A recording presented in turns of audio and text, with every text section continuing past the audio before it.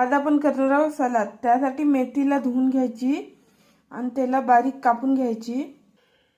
त्यानंतर आपली मेथी कापून तयार आहे।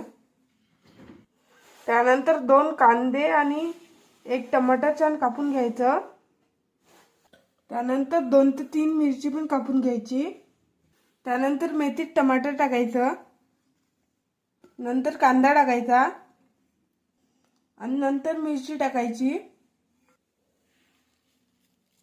त्यानंतर सांबार कापून घ्यायचा, तो पण टाकायचा।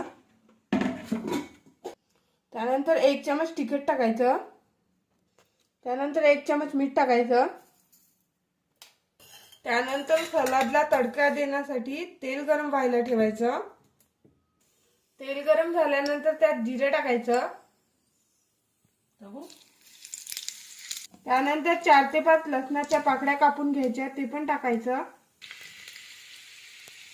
त्यानंतर तेल गरम झालं आहे ते गॅस बंद करून द्यायचा। त्यानंतर तेल सलादमध्ये टाकायचं।